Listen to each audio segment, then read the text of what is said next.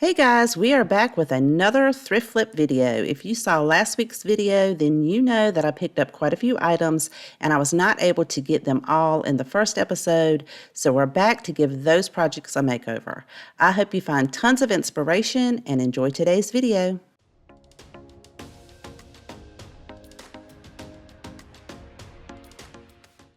This store had some absolutely beautiful glassware. I was able to find this beautiful decorative piece. It has a flower as well as some leaves, and the glass is thick enough to turn this into a beautiful candle. This was $2.49. So the first thing I'm going to do is thoroughly clean, rinse, and dry the bowl.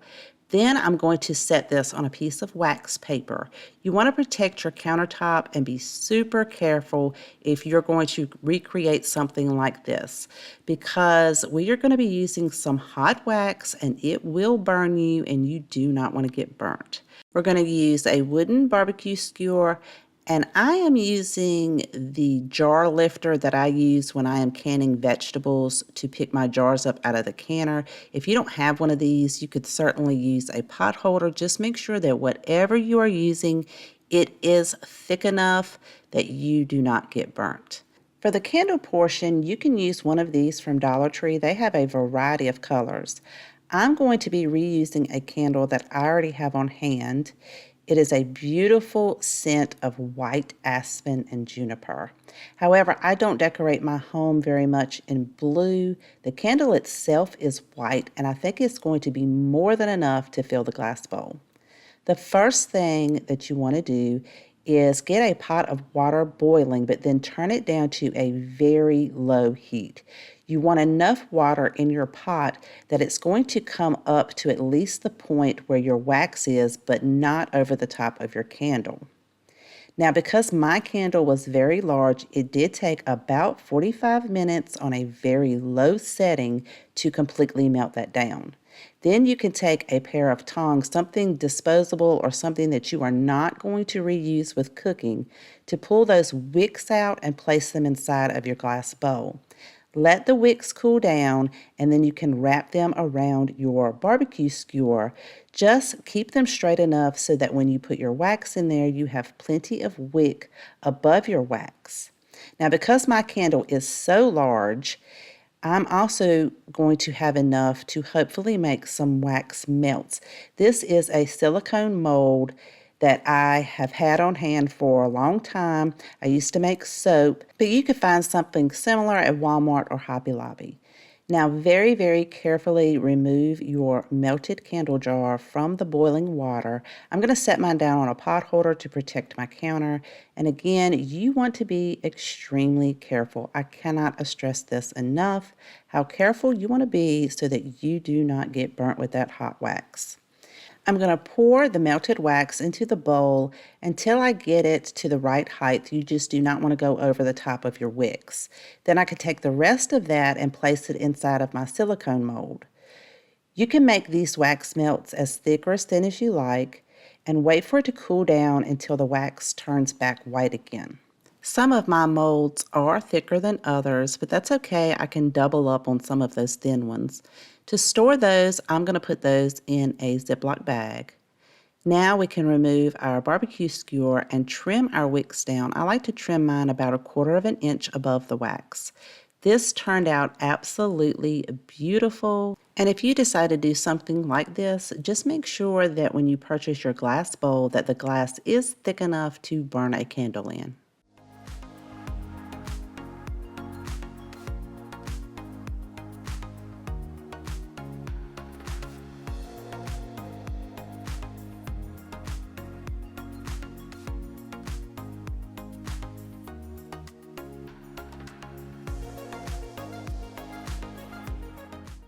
Sometimes you can get so lucky and run across something that you would absolutely not change anything about.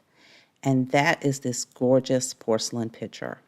I paid $6.99 for it, and I absolutely love the shape and the details. I looked online, and it appears that Target used to sell these for around $20. To give you an idea of how big this pitcher is, it measures about 11 inches tall. I'm going to leave it just like it is and decorate it with some beautiful florals or greenery, and I can switch these out for the seasons.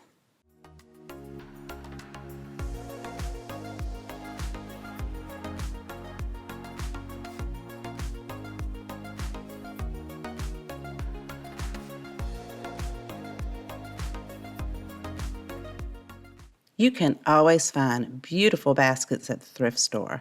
They are great to use as decor in your home. I have this chicken wire basket that I think will be perfect to gather fresh eggs every morning, but I need to place some fabric inside of the basket to cushion the eggs and also match my decor. I found this set of 2 placemats at Dollar General for $3. I love the design as well as the colors. And don't worry, because this is going to be a no-sew project. I'm going to take one of those placemats and tuck the center down into the bottom of the wire basket and press along the inside bottom rim until I could get the fabric tight to the inside edge of the basket. Then fold about 1.5 to 2 inches around the rim. The center of the placemat will actually give you enough room on the inside that you'll be able to go around the handles on the basket and then continue to fold around that side again about 1.5 to 2 inches. It should be looking something like this. On the inside where the pieces overlap, I'm just going to pull those tightly and then tuck them off to one side. And I'll do the exact same thing on the other side, just going in the opposite direction. I love the fact that this was a 2-set placemat because if you have hens, then you know how dirty those eggs can be and you have to wash your fabric a lot. So I like that I'm able to switch these out and I can have another one in there while the other one is washing and drying. This was super easy, but I absolutely love how it turned out and I would love to know what you guys think.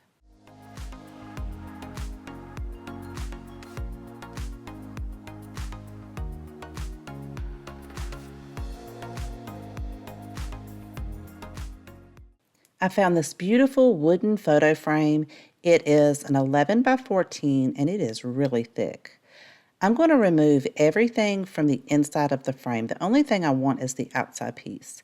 And as I was removing everything, I was very pleasantly surprised to find this smaller insert for the frame. I think it's going to work out perfect for the idea I have for this project. So the only two things I'm going to repurpose through this frame are these two pieces. But the first thing I need to do is give it a really thorough cleaning. I'm going to do that with some warm soapy water and allow that to dry. Then I can give that outside frame 2 coats of white chalk paint, and I did make sure to paint the front and the back. Now I want to reinsert that other smaller frame, and it's already perfect. I don't need to paint it. It's already black on the front, but I want to make sure that it stays in there. So to adhere that, I'm just going to add in a little bit of hot glue. Now I found this gorgeous sign from Dollar General. It is like an MDF and metal. This was $4. I'm going to remove that hanger and I'm going to remove the metal piece from the inside of the sign. It's just being held by 4 tiny screws because I want to paint the MDF portion of this sign. So if you're not going to paint it, you don't even need to remove that, but I just thought it would be so much easier to paint without it on there. I'm going to give that 2 coats of white chalk paint. Again, I made sure to paint the entire piece. And once that dries, I can add that metal sign back on there with those little 4 tiny screws that originally came on it. Now this is super beautiful just as it is, but it is really going to elevate the look of our frame. To attach the two, I'm going to use a piece of gingham ribbon that I already had on hand, and I'm just going to place that at the center at the top of the smaller round sign. Then we're going to flip our frame over because this is going to be resting on top of the inside black frame. So if I didn't put that on there, it would hang and it would still be pretty. So you could do this with just any 11 by 14 frame. But since mine's going to be resting on the front of that smaller frame, I want to attach that ribbon to the back of the frame so you don't see it. So I'm going to glue one side down, and once that glue cools, I'm going to pull it a little bit tight to make sure it's nice and tight and straight, and then I can glue the other side down and cut the excess off. And I absolutely love how this project turned out.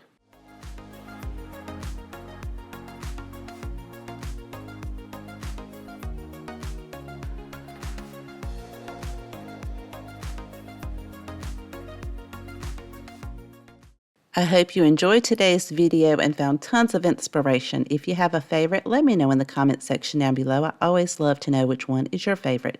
Thank you so much for spending time with me today. Please take care, and I will see you guys next time.